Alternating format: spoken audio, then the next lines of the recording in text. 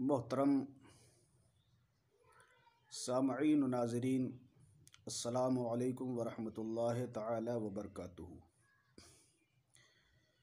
आज बहुत दिन के बाद दिल ने चाहा कि एक वीडियो क्लिप तैयार की जाए जिसमें अइम्मा हज़रात की खस्ता हाली बयान की जाए और मस्जिद के मुतवल्ली हज़रात व इंतज़ामिया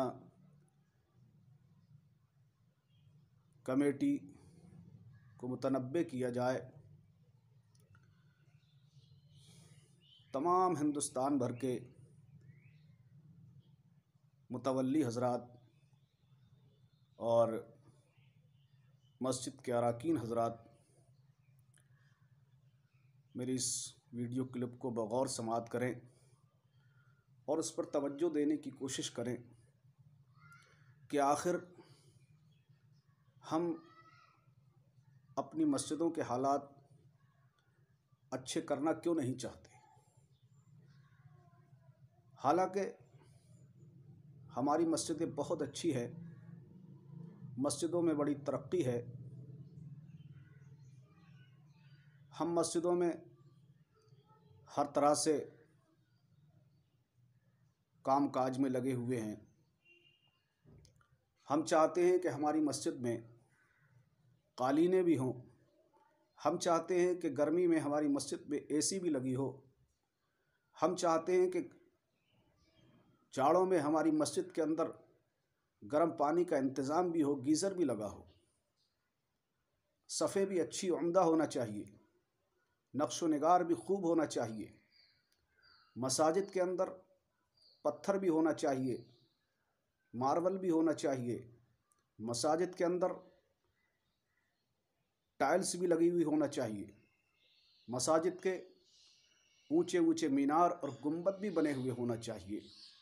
ये सब कुछ होना चाहिए, लेकिन साथ ही इस पर हम तवज्जो क्यों नहीं देते कि हमारी मस्जिदों के जो बेचारे इमाम हैं, जो 5-6 हज़ार रुपये महीना पर गुजारा करते हैं, उनकी तनख्वाह बढ़ाने पर कभी हम तवज्जो नहीं देते। आखिर ऐसा क्यों है? लाखों लाखों रुपए का हम चंदा करके मस्जिद में लगा देते, लेकिन कभी ये नहीं सोचते हम कि 1 साल इमाम साहब को मस्जिद में नमाज़ पढ़ाते हुए हो गया, 2 साल मस्जिद में इमाम साहब को बहुत कम तनख्वाह पर गुजारा करते हुए हो गया, तो हम उनकी तनख्वाह भी बढ़ा दें। बेचारा इमाम गुजारिश करता रहता है, मुतवल्ली से इल्तिमास करता रहता है कि ये जो आप तनख्वाह मुझे दे रहे हैं, ये गुज़र औक़ात के लिए नाकाफ़ी है, इसलिए मेरी तनख्वाह बढ़ा दी जाए, तनख्वाह में इजाफ़ा कर दिया जाए। लेकिन मुतवल्ली साहब उसकी बात पर कोई तवज्जो नहीं देते। आखिर ऐसा क्यों है? इमाम की खुशहाली आप लोग पसंद क्यों नहीं करते? क्या इमाम तरक्की नहीं कर सकता? क्या इमाम को अच्छे तरीक़े से रहने का कोई हक़ नहीं है? क्या इमाम खुशहाली के रास्ते पर नहीं आ सकता? आप अपनी ही खुशहाली क्यों चाहते हैं? आप ये क्यों चाहते हैं कि हम ही तरक्की करें? आप ये क्यों चाहते हैं कि हमारा ही मकान अच्छा हो? आप ये क्यों चाहते हैं कि हमारे ही पास बेहतरीन गाड़ी हो? क्या इमाम को कोई हक़ नहीं है? याद रखिए ये जुमला कि जो कौम अपने इमाम के अच्छे दिन देखना पसंद नहीं करती, वो कौम कभी अपने अच्छे दिन नहीं देख पाएगी। हालात बड़े ख़राब हैं। इमाम हज़रात परेशानियों का शिकार हैं, डिप्रेशन का शिकार है।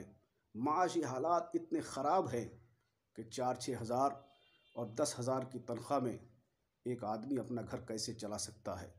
ज़रा आप अपने सीने पर हाथ रख कर देखिए और फ़ैसला कीजिए कि आप 10-15 हज़ार रुपये माहाना कमाते हैं तो आपका ख़र्चा नहीं होता, तो फिर एक मस्जिद के इमाम का ख़र्चा कैसे हो सकता है? गुज़र औक़ात के लिए इतनी मुख्तसर तनख्वाह कैसे पूरी कर सकती है? मेरे भाइयों, इस बात पर तवज्जो देने की ज़रूरत है।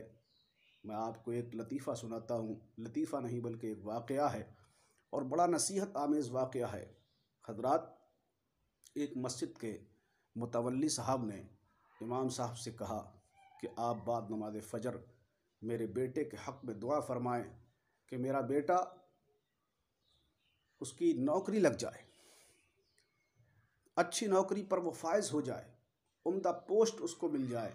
जब वो अच्छी नौकरी पर फायज़ हो जाएगा तो वो अच्छे पैसे कमा कर लाएगा, और जब अच्छे पैसे कमा कर लाएगा तो मेरा घर अच्छा हो जाएगा, मेरे पास में गाड़ी होगी, मेरे मकान में टाइल लगी होगी, मेरे मकान में पत्थर लगा हुआ होगा।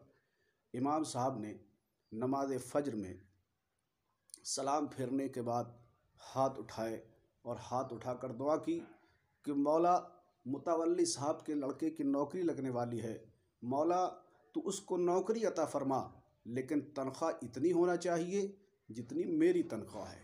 हजरात, इमाम साहब ने ये दुआ कर दी।